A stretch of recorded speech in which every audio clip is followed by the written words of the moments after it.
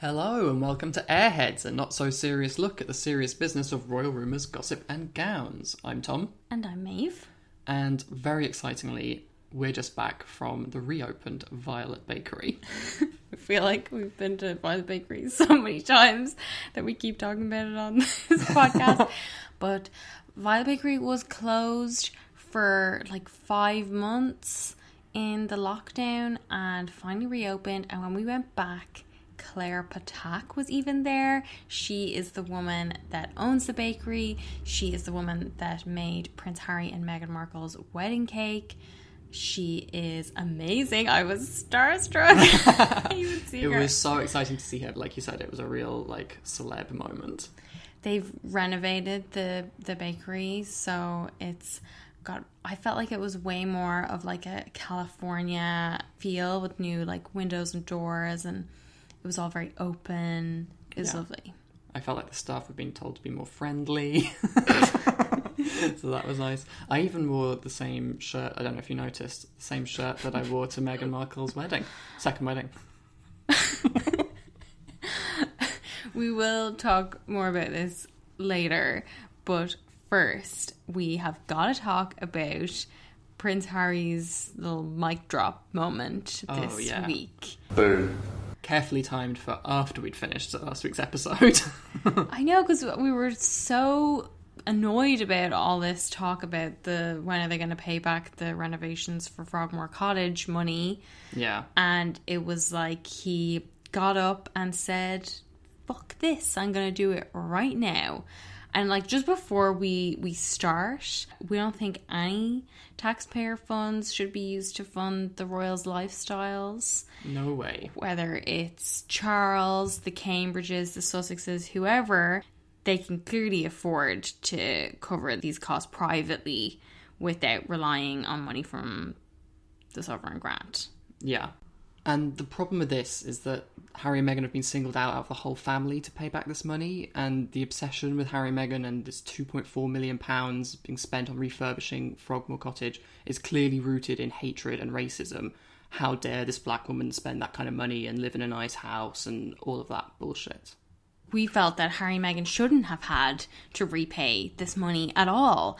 And these renovations would have taken place on this cottage whether Harry and Meghan were going to live there or not, because it was basically falling apart by the time they got it. Yeah. My feeling was that they shouldn't have to repay this money unless every other royal is forced to do the same. Yeah, absolutely. So it was a big cheer from us when we heard that less than a week after they announced the big Netflix deal, the Sussexes have repaid the cost in full to the sovereign grant. We should go maybe a little bit into what the sovereign grant is, because everything to do with royals and finances is super opaque. Deliberately. The sovereign grant is the public fund that goes to the British royal family. It's comprised mostly, though not exclusively, of taxpayer money. It can only be spent on official expenditures such as staff costs, work travel, and property maintenance. And we know from Omid Scobie and Carol Duran's book Finding Freedom that Harry and Meghan had offered to repay the £2.4 million spent on refurbishing Frogmore Cottage, and that this offer was a symbol of how much Harry and Meghan wanted to cut any ties, because after all of the public outrage and the fury around the £2.4 million, the authors wrote it felt good to put that behind them. So it must have felt fucking amazing to clear that lump sum in one go less than 6 months after leaving, because we had originally heard that they were going to be paying this back in installments of £18,000 a month, which would have taken them over 11 years. I just thought this was so good because I feel like so many people were saying they might be overestimating how much money they can make because, they're going to have to pay back some money and all the security costs. And now they're just like, yeah, we made the money. Here you go. Yeah. And a source close to Harry and Meghan told Omid Scobie at Harper's Bazaar, there was never any expectation or request from the royal family or the Crown Estate to repay this. But Harry and Meghan have felt it was important to do so. And this is why they proactively offered to repay as soon as the move was announced. We should note that this money doesn't mean that we as taxpayers are any better off. It goes back into the sovereign grant, so it's basically more money for the Queen to spend on other official expenditures. A spokesman for Harry and Meghan said, "This contribution, as originally offered by Prince Harry, has fully covered the necessary renovation costs of Frogmore Cottage, a property of Her Majesty the Queen, and will remain the UK residence of the Duke and his family." So I think there's like a few things to note from this. One is that it specifically mentions Prince Harry as the one who repaid the costs. Secondly, that he wants to remind us that it was him who offered to pay for it. He wasn't forced to do it.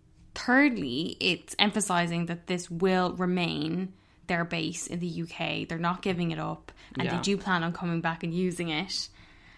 But then the other thing that I thought was noticeable was that this statement suggests that Frogmore Cottage is the Queen's personal property, and that's not true. Yeah, Frogmore is part of the Crown Estate, which is a property portfolio, and it has this really unique position of being the Queen's public estate, which is the language that the British Treasury uses. That means that it's land she owns by virtue of her role as head of state, not her private estate. So it's part of the public sector, and when the monarchy is abolished, it will pass back to the government. When the monarchy is abolished? Yeah. The anti-monarchy group Republic likened it to the Prime Minister owning 10 Downing Street, or I guess you could say the US President owning the White House, which kind of helped me to understand it a little bit better. But a listener had asked us if the palace had made any statement confirming that Harry had paid the money back. And Richard Palmer, a reporter for The Express, tweeted that the statement was put out by Buckingham Palace on behalf of Harry and Meghan. And he wrote, "As their own spokesman has been instructed not to deal with Britain's biggest selling newspapers." Oh, God, so petty. But not inaccurate. Yeah. So I do think it's interesting that they have put this out through the palace.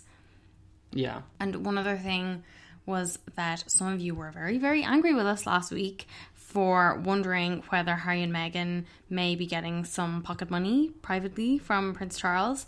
But a Sussex source told Harper's Bazaar that they are not taking anything from Daddy and they want to be completely independent. Which is, good for them in their 30s. But, I mean, the point kind of still stands from that joke. Like we were saying here, everything about royals and money is really opaque, and you have to kind of go digging through like layers and layers of stuff to find out where funds are going. So, but for Harry and Meghan, at least, they are now financially independent. Yeah, and they're out of it, which is great. And they don't have the shadow of the £2.4 million hanging over them anymore. Yeah. And now we'll never talk about that again. I just thought it was so funny because I think people were annoyed, and I say people, I mean like kind of right-wing reporters and stuff, about the £18,000 a month over the course of 11 years. Like, you can't just pay it back in these dribs and drabs like a mortgage and stuff like that. But now they're even more angry at the fact that, yeah, it's done, it's over, and, they presumably thought they could get 11 years worth of leverage. I do wonder what the deal is with rent. Yeah. I tried to understand this and just found it so confusing. I think as a grace and favour property granted them by the Queen, they don't have to pay rent. I think that's what grace and favour means, is that it's rent-free accommodation. Or it can be a very low rent. Oh, okay, right, yeah. But nothing about Harry and Meghan is low rent. One of the other things we talked about last week was the Queen's decision not to return to Buckingham Palace and how she'd basically be on permanent holidays for the rest of the year. Yeah. At the same time as the British government is really urging people to return to the office, even though the coronavirus reproduction rate is going up and up and up and up. Yeah, we're now over the point at which the government had previously told us everything needs to go back into lockdown. But anyway, this week there was a new statement from the palace that said, "The Queen and the Duke of Edinburgh will depart Balmoral Castle during the week commencing September the 14th to spend time privately on the Sandringham estate." Private time. Pow, chicka, pow, pow. Subject to the finalisation of the autumn programme, Her Majesty's intention is to return to Windsor Castle in October and to resume the use of Buckingham Palace for selected audiences and engagements. These plans will be kept under review and will, of course, be subject to all relevant guidance and advice. I think we could bear in mind what is actually said in this stupidly convoluted statement, which is, this is nothing more than an intention, and it doesn't change the fact that Buckingham Palace isn't going to be her residence. Like, how many engagements will there be? When will these engagements be? Who will she be meeting with? There's none of that.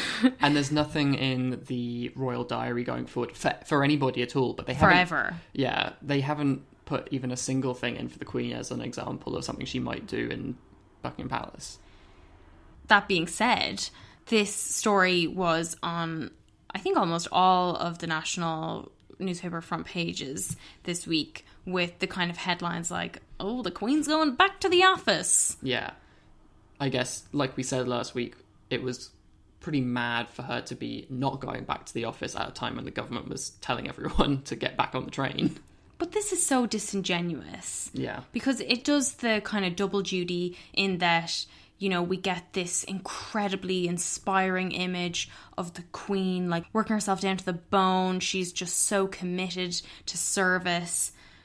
And at the same time, it's reminding us that this 94-year-old woman can go back to work, so you too can follow the government's advice and get the fuck back into the office. And buy a Pret sandwich for lunch.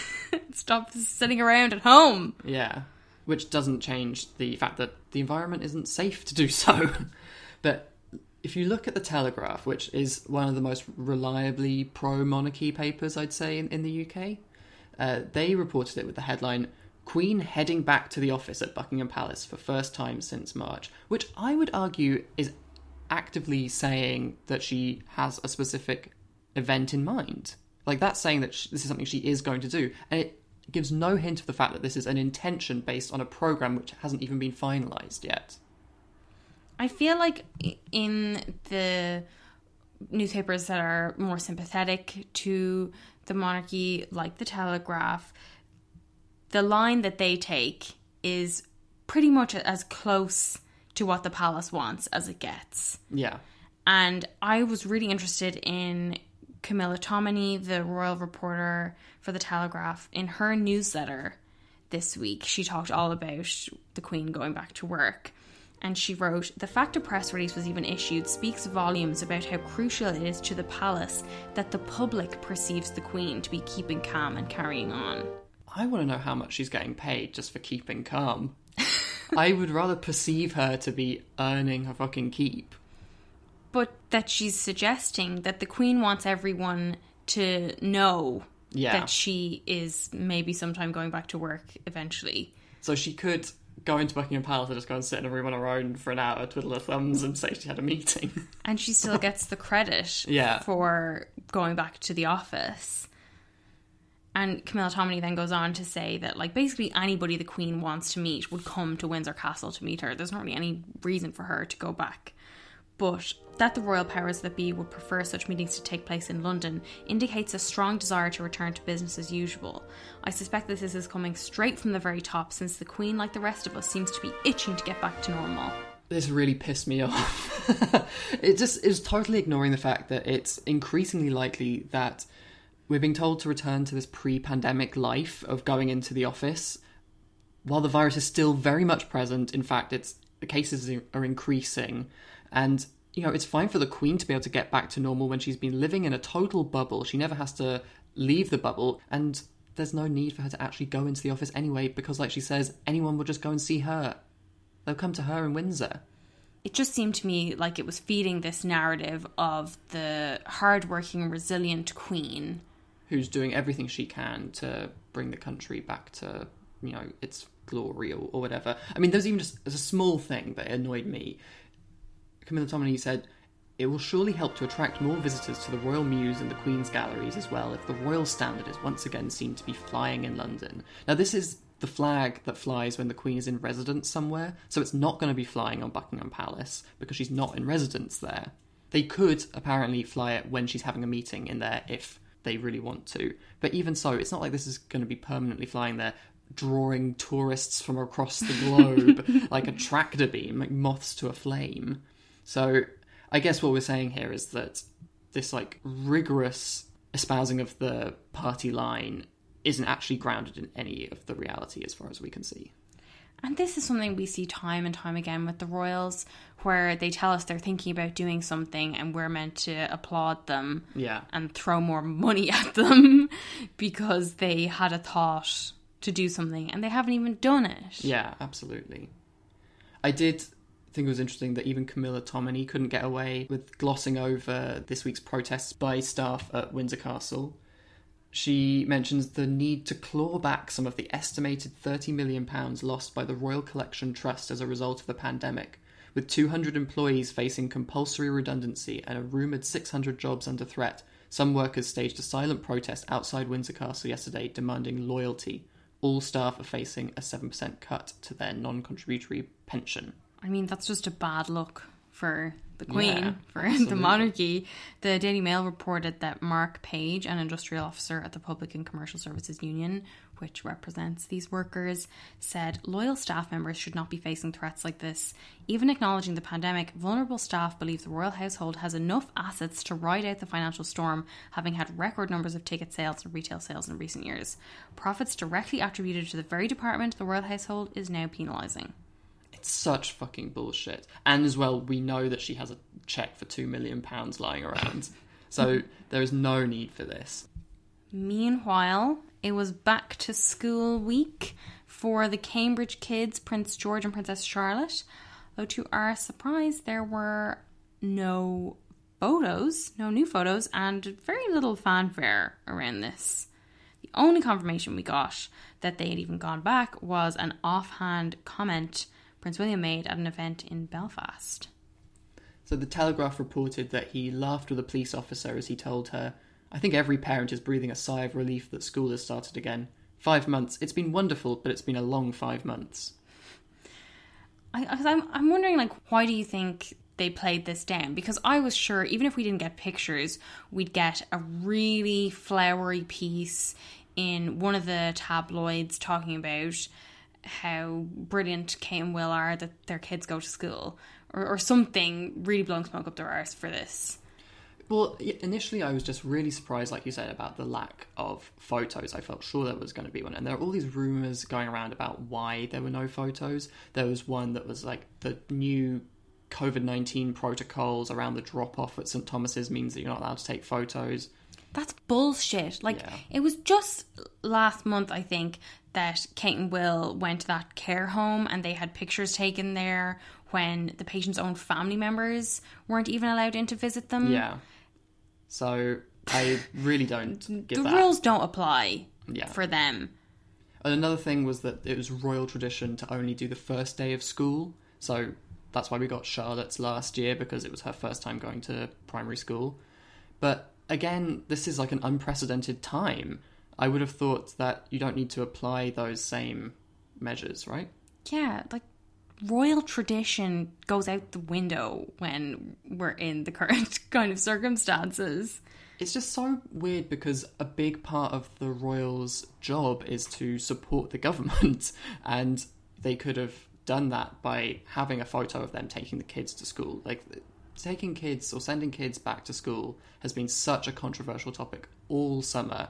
Everyone's talking about it. And if the government were smart, they would have been really hard on Will and Kate. Like, we really want a picture of you taking the kids back. It would do so much to, I don't know, reassure parents across the country that it's safe to bring your kids back to school. It didn't even need to be a picture, though. Like, we know Kate is really into early childhood development. I know there's been a lot of talk about the impact on children's mental health that the time off school will have had. So I feel like she could have tied that into her, remember that 5 big questions survey? Like, all that kind of stuff could work in her favour here. She could be promoting that while also putting in some like totally frothy comments in the Sun or someplace like that. Like, just the fact that we didn't hear that they'd even gone back to school, that wasn't even confirmed until Will said to somebody a comment, which doesn't even really confirm that they're back at school. But... I mean, yeah, if you're splitting hairs, he doesn't say that his kids are back at school, but I'm pretty sure that they are. But I was wondering, are they kind of scared of associating their kids with going back to school in a pandemic in case something terrible happens? It does seem that could possibly be a savvy move for them, that they don't want to put their own faces or their children's faces next to this like back to school message in case there is a second wave, and then they are the ones that are used on the front pages in association with the government's bad or dangerous advice. Yeah, I agree with that. I think that if I was in their position, this is what I would do. Probably I would comply quietly and refuse to do any kind of big press around it. Just in general, the coverage around the Cambridges has been so quiet recently, and I can't understand why. Like, the one event that we can talk about was Will's event in Belfast, which was itself a surprise, though only because it hadn't been announced previously, and I guess I wasn't really expecting royals to travel to other countries right now. Yeah, they apparently always keep their trips to Northern Ireland private due to security, because I guess they're scared of the IRA targeting them. I can't imagine what else it would be. Yeah. But Will's actual engagement that he was doing there was not surprising at all, because he was talking about mental health. He met with first responders and 99 workers to mark Emergency Services Day and talked to them about the importance of mental health in the sector. He was reflecting on his own time as a helicopter pilot in East Anglia, and he said, "I couldn't put my finger on it, but you just felt very sad. And then you start to see the world very differently. You start just getting very sad that the world is so hurt. It's only then you go, hang on, you've got to look at this, because it's only natural that you sponge it and bring it in. For me, it was the sadness. I really felt the sadness. I'd absorbed the jobs I'd gone to." I mean, I do kind of feel like it's his job to put a finger on it now. He's meant to be a thought leader in the field of mental health. I just can't believe this is the best he can do. It's like when he talked about how bored and fed up he was with racism in football at a heads up event with football, and it just seems like such a basic understanding and basic language. And this is somebody who has supposedly spent hours and hours with experts in this field, with researchers, who has his whole like legacy is meant to be about mental health, and he talks about it in such a detached and almost cold way. Yeah. Like, this language of sadness to me seems so impersonal, and like something like, you know, we watched Stepmom last night and I felt very sad. Yeah. That's not really like the same thing. Like, he should be talking about like putting a name on it, talk about depression, talk about anxiety, talk about these actual conditions that people need treatment for and should get funding to get treatment for. Using the word sadness places the blame almost on the person feeling it. Like, well, you're just sad and you'll get over it. And yes, it's very sad, but, you know, life goes on. It's not putting emphasis on employers to offer support for their staff. Yeah, and just the whole idea of like sadness is so fleeting. Like, it doesn't seem like a long-term thing that you have to deal with. And I wondered, was this him, you know, I guess on one hand it could be not wanting to be seen to be intervening or demanding government funding for mental health services, but I also was thinking, like, is this his own self-consciousness, and has he internalized that stigma that he projected onto his brother, and he doesn't want to appear to be fragile or weak or anything like that, and sadness feels like a safe enough word that he's not pigeonholing himself. Yeah, I could definitely see that.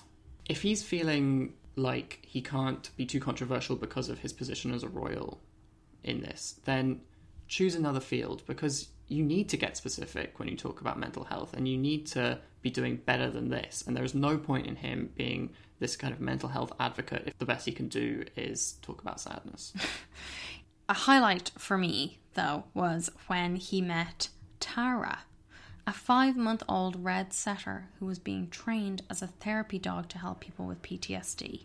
So cute. I have never looked at a picture of Prince William as many times as I looked at this picture, because this dog is so gorgeous and the photo's so cute. I feel like this was quite a divisive photo, though. I think some people wanted to be Prince William and some people wanted to be the red setter. Oh, gosh. Tom! Another highlight for me, though. The social media coverage of this event. Wow, yeah.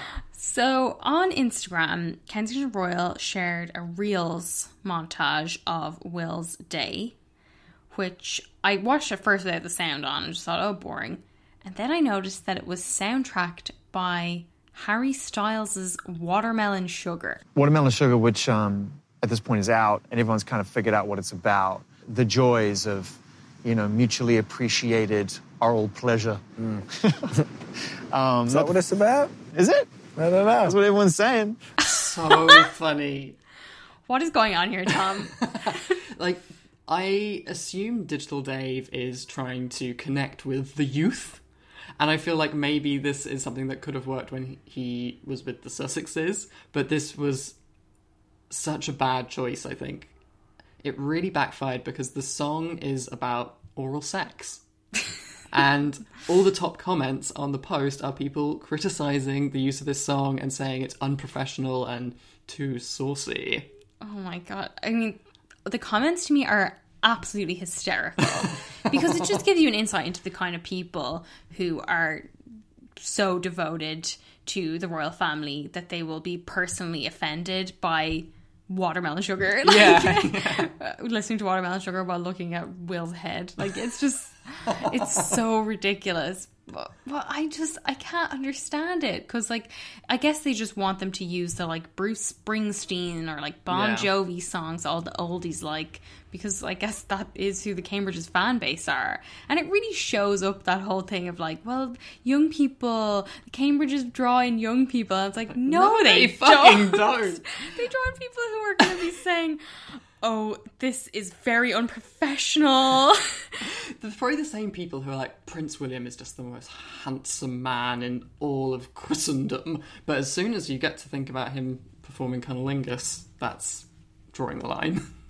I'm drawing the line on this conversation now. In other Cambridge news, though, Newsweek pointed out that an edited version of Tatler magazine's Catherine the Great story is still online, months after the Cambridges sent a legal letter to the publication about it. Now, you may remember we talked about this. It must be, I think it said it was originally published at the end of May. Yeah. God, I can't believe it was so long ago. We talked in detail about that, though, and how this story in general was a bit of a disaster for Kate because it was so bitchy. And we were really excited to see what was going to be the outcome of this legal letter or this letter threatening legal action. What bit do they want taken out? Well, Newsweek's report notes that Ipso, which is the press watchdog over here, received 6 complaints about the story, though none of them were from the palace, and that these have now all been dismissed. What fuckers are sending in complaints about this? We hear from people like this all the time, people who decide to do voluntary PR for the royal family and take it upon themselves to defend whoever their fave is in truly demented terms. And what possesses you to write to Ipso about a story that the worst you can say is that it made Kate sound a bit ridiculous? And in fact, nowhere near as ridiculous as her reaction or the palace's reaction to the story made them look. Newsweek wrote that one paragraph had been removed and that the section edited out of the story has been seen by Newsweek and relates to a single issue. So I wonder if you could guess what this might be, because I was thinking, is it the stuff, the kind of classist, snobby stuff, not quite our class starting stuff about Carol and the Middletons? Or that Will is obsessed with Carol? Or Kate and Meghan's fight over the tights? Or that Kate is working as hard as a top CEO? It was actually none of those. It was the paragraph that mentioned Rose Hanbury, obviously. Of course it was. We had virtually forgotten that she was even mentioned in this piece, to be honest. It was Celebrity who identified the paragraph, and I checked it against our magazine that we have here. And the paragraph that was removed is the one that says, "Then there's her turnip-toff crowd, the Norfolk Sloanes, including Sophie Carter and Robert Snuggs, who live near Anmar Hall, and the Cambridge's glamorous Houghton Hall neighbours, Rose Hanbury and her husband, the Marquis of Cholmondeley, with whom there was an alleged falling out last year over Rose's apparent closeness to William. The whole of Norfolk was agog, and the story spilled over into the newspapers. No party has commented publicly on the matter." Oh my God. Who wanted this part taken out. It's just such an innocuous paragraph. I don't understand why they would make this much of a I don't know. fuss. Apparent closeness to William? But it's given so much more by the fact that they've taken it out. Oh, yeah. You know? No, I completely agree. Yeah. I'm really surprised that this was the paragraph that they wanted taken out. Yeah. It did seem like Tatler was having a bit of fun with this story as it was going viral on Saturday. Tatler's social media team decided to share a very curious story on Twitter and Facebook about the most influential royal mistresses throughout history, which was written last month, but I guess they felt like sharing it again now. I thought that now is a good moment. The piece chronicles how royal mistresses waged their influence, and one of them, Charles II's mistress, Barbara Villiers, was even known as the uncrowned queen. Yeah, I think what kind of came across to me in this piece is how open these kings were about their infidelity, and they talk about how certain queens had preferred mistresses because they were more discreet and they got along better. And Tatler points out that King Henry II of France was so close to his mistress, Diane de Poitiers, that a visiting pope brought gifts for both his wife and his mistress. It's just polite, really, isn't it? And I guess, I mean, this stuff is all very historical.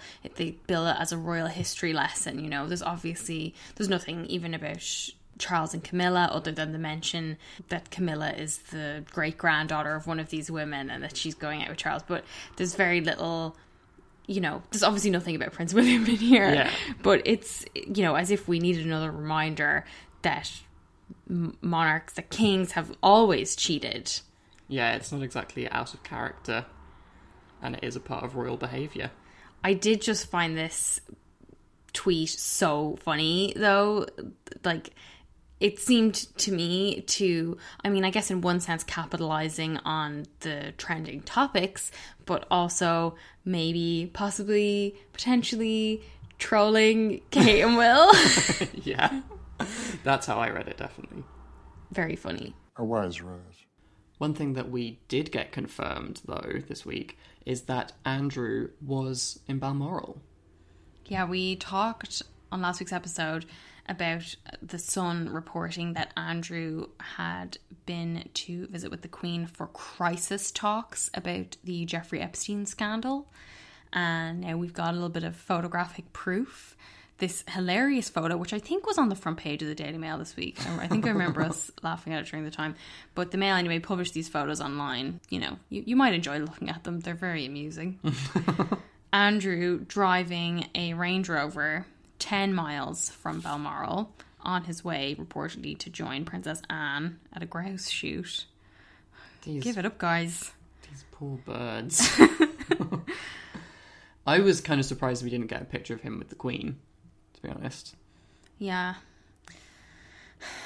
Otherwise a pretty slow week for Prince Andrew, but I did find a Pop Bitch newsletter from a few weeks ago that I hadn't read, and in it there was an old but great Prince Andrew story. So apparently on a visit to New Zealand back in the late 90s, Andy stopped off at the Gulf Harbour Country Club to wangle himself a free game of golf.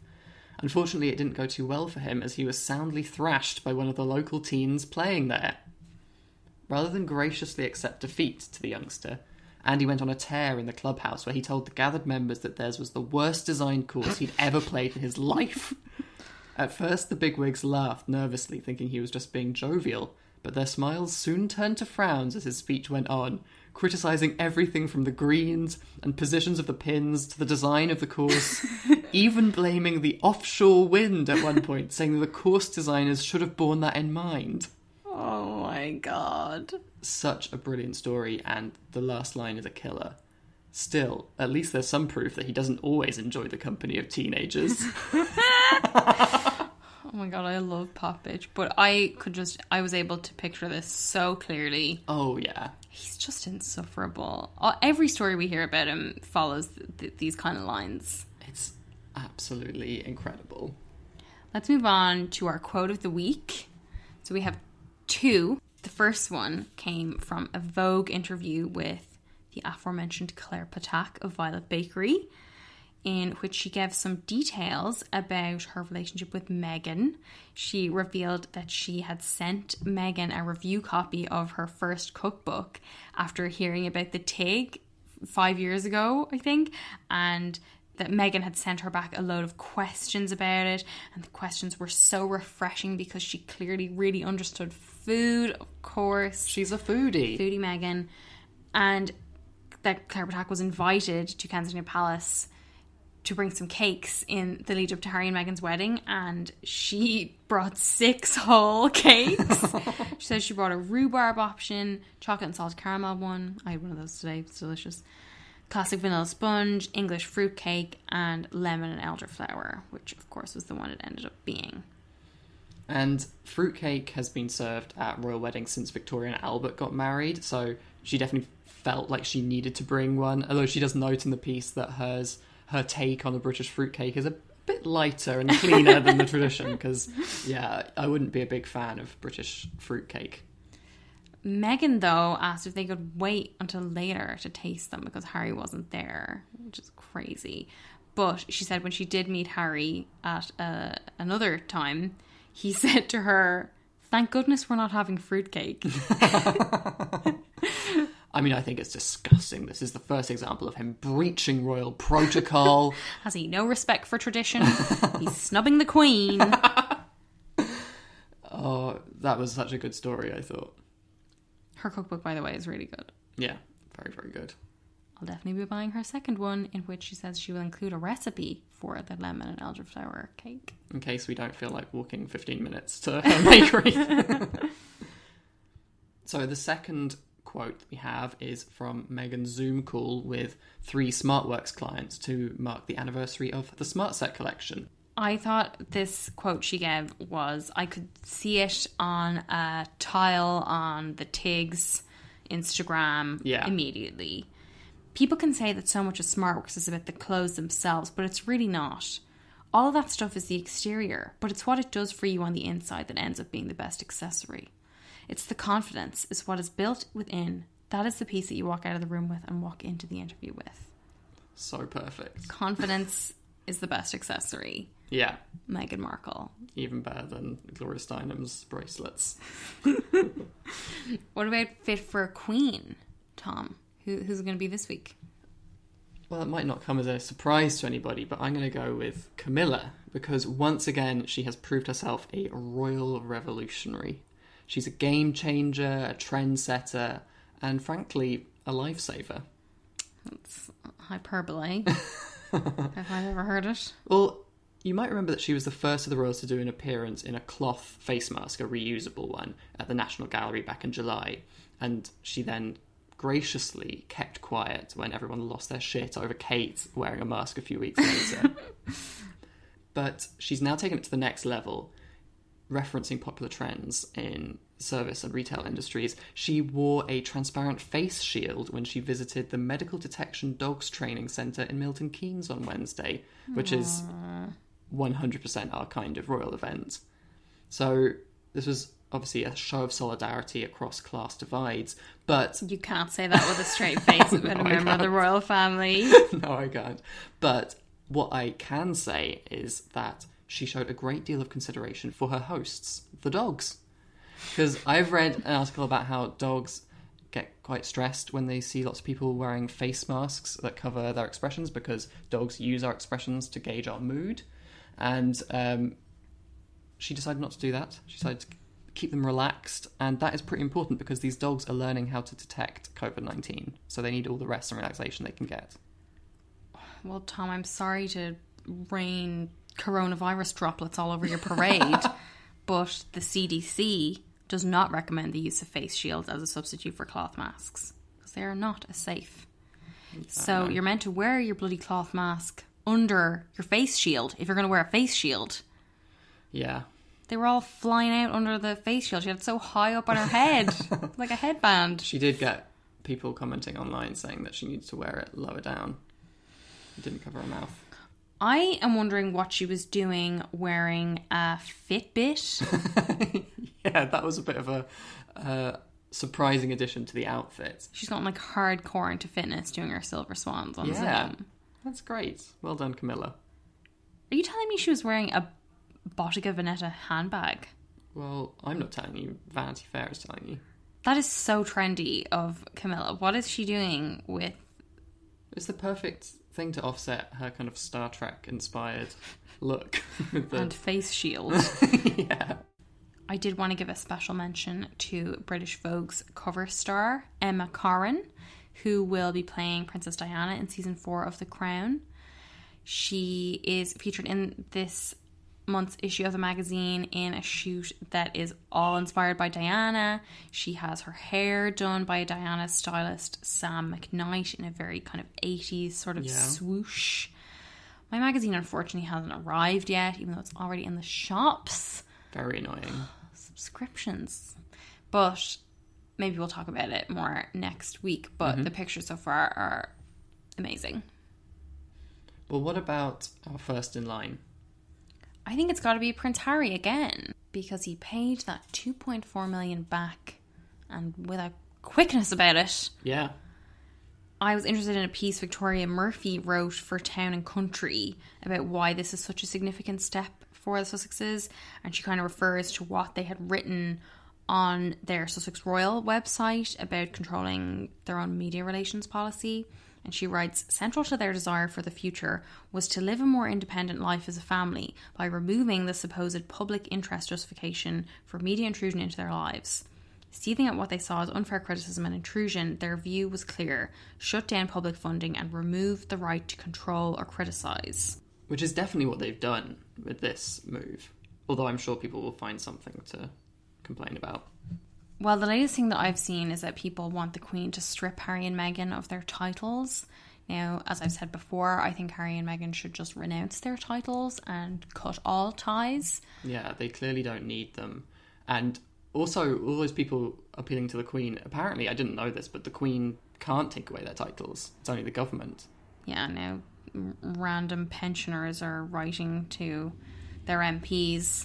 Anyway, another thing Victoria Murphy pointed out was that despite people accusing Harry and Meghan of wanting to have their cake and eat it as part-time royals, all of their recent moves have underlined that independence is the ultimate goal now, and that nothing about this Netflix deal or this decision to pay back the money for Frogmore suggests they're looking back. They have drawn a line in the sand. Which I think is really good, in particular because if the royals felt like they were punishing the Sussexes by not letting them have this half in, half out, as they kept saying, arrangement. I feel like the Sussexes have really one-upped them here and being like, oh, okay, you want us totally out? Well, here's your money, fuck off. Yeah, and like another thing she says is that the royal family has no control over Harry and Meghan now. Yeah. And they basically just have to hope that Harry and Meghan are going to stick to their promise not to do anything that would embarrass the crown. Yeah. Because they can do whatever they want now. Yeah, I'm really interested in what this fucking review means, or what it means nothing. It means nothing. It's just such a weird thing to have said was going to happen when it's clearly so pointless. Also, back in July, we spoke about when Harry said in a Zoom call with the Queen's Commonwealth Trust that the Commonwealth must acknowledge the past and have uncomfortable conversations about its racist history. And now the Secretary-General of the Commonwealth has called for a Race and Reconciliation Summit. Yeah, Baroness Patricia Scotland told The Telegraph that there is a lot of support for a forum to address the legacy of colonialism. And she said one option could be a truth-seeking mechanism of some kind, similar to the Truth and Reconciliation Committee established in South Africa after apartheid. Obviously, this isn't us saying Prince Harry is the white saviour coming in to rescue the Commonwealth, but I do think him mentioning it and getting so much press and bringing so much attention to the issue may have helped to push the conversation. I doubt the Telegraph would have given this such a good show otherwise, as it did on the front page. And as the Secretary-General told the Telegraph, I wouldn't have thought we'd be having this conversation in 2020. I don't think our kids would have to have these conversations. But if we don't understand our history, we are doomed to repeat it. Very, very true. But what have we got coming up next week? well, if you listen to this today, on Monday, Kate's exhibition with the National Portrait Gallery, the Hold Still exhibition, will be launching online. So we may see her doing something to launch it. Do you want to get a glimpse into my week? I'm going to be reading Majesty. We are going to do our book club on the American Royal sequel by Catherine McGee next week. So we hope you'll come back and join us then. Thank you so much for listening and have a great week. Bye. Bye. Oh, yeah.